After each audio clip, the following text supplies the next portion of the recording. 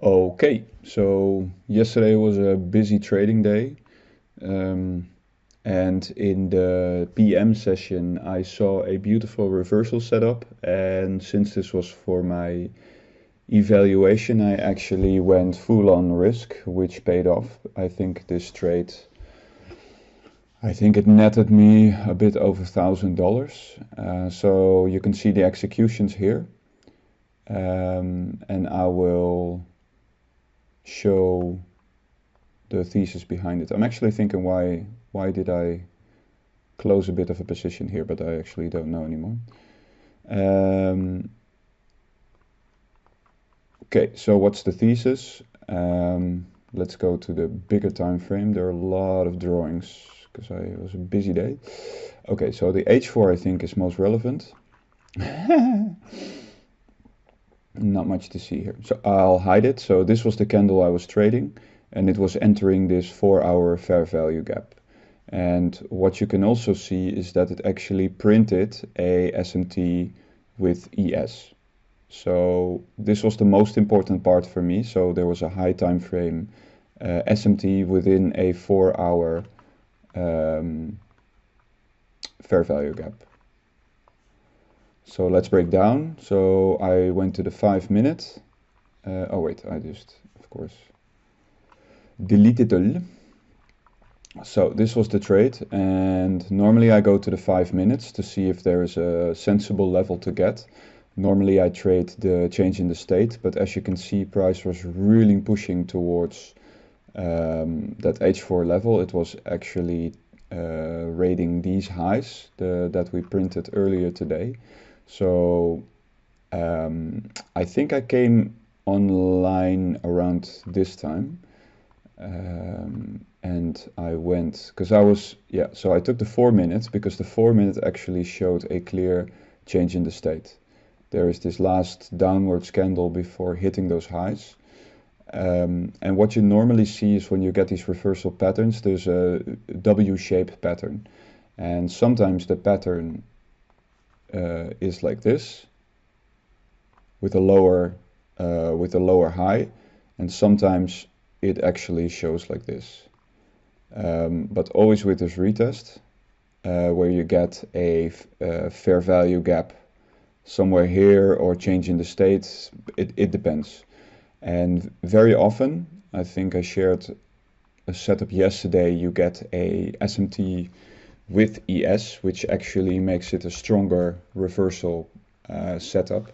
So I had my change in the state marked, and I was patiently waiting, because what you normally get is with those reversals that are outside the, I think they call it the kill zone, you know, when US opens between 9:30 and 11, then you have quite often a really fast reaction, so there's not much time to get into the trade. So a close below the change in the state or above the change in the state asks for immediate action and a position.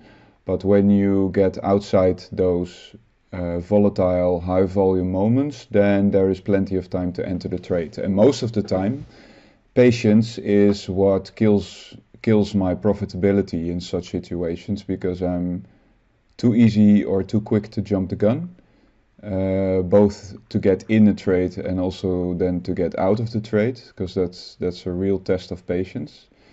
Okay, so where are we? So this is the level marked, and I think I came into the desk behind my PC here.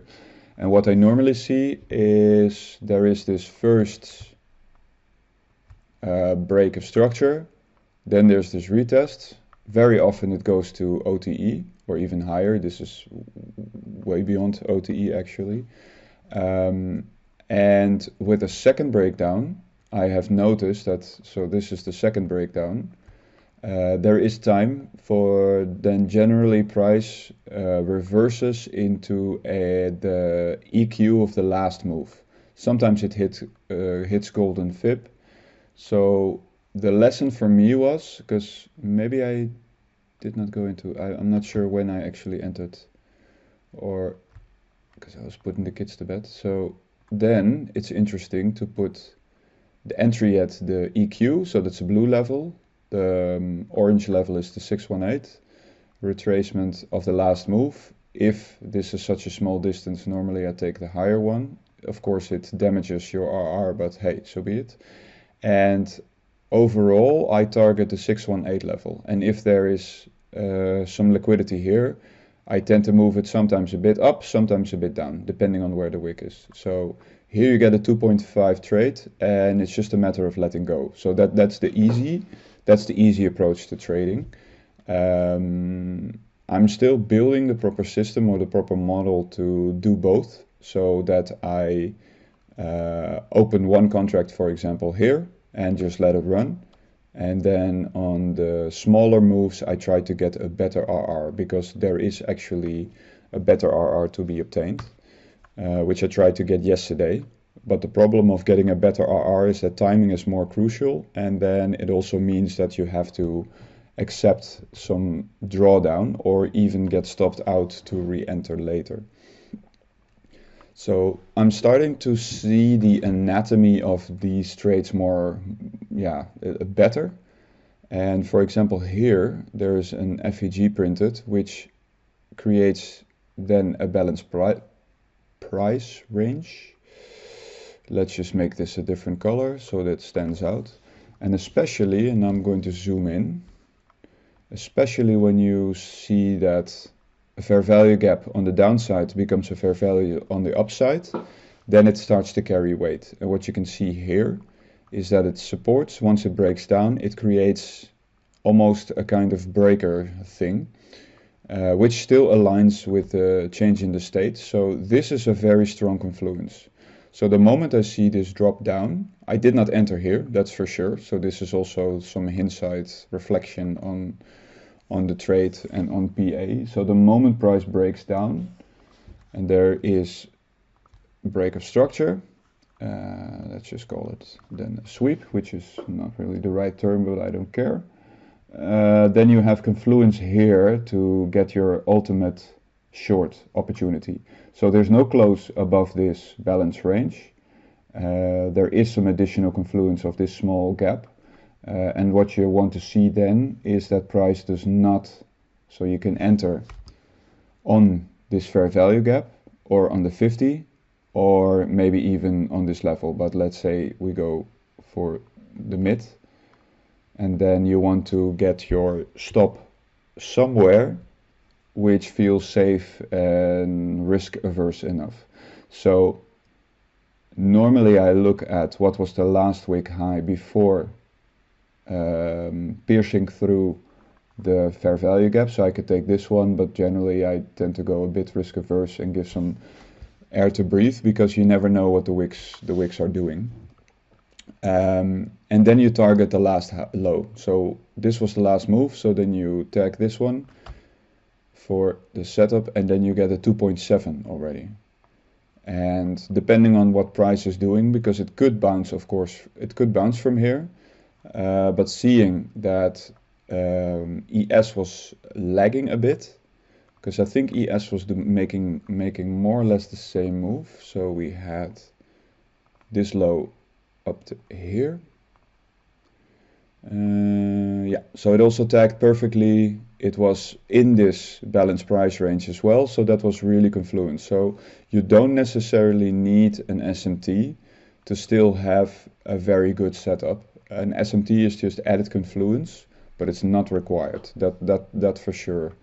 That's for sure, and clear for me. So then in the bigger picture, I draw these fibs, and these fibs for me are quite important because they draw the general picture. So I draw these from the high or the low to the origin of the move. And generally, your ideal entry is when price goes beyond the 236, retests it, and then there's a perfect trade to the 618 or a wick either a bit below or a bit under. If you go for the ideal trade, then you have this 0.1 stop loss if it's possible, and then you get a 2.7 trade to the 618, which is, I think, wonderful RR. And what I've noticed is that once price breaks this 236 level, the move to 618 is often quite fast, which you can see here as well. So this was not really a break. Like, you want to see some candles form, especially with this price action. This could be an entry, right? So this is, you have your first break of the 236, you enter here, but seeing the ideal entry that I mentioned here, you could wait for this level to break, stop at 0.1, and then just trade it all the way to 618, because it tagged 618 and then it started chopping until the day was over. So the 618 exit, I exited just before, because I took into account these wicks. Maybe they did not get run, and for me it was also fine.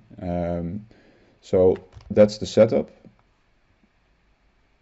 And from here on, I actually entered here first, and then I think I exited a bit of the contracts, and then I started scaling in here. And this was quite a long wait.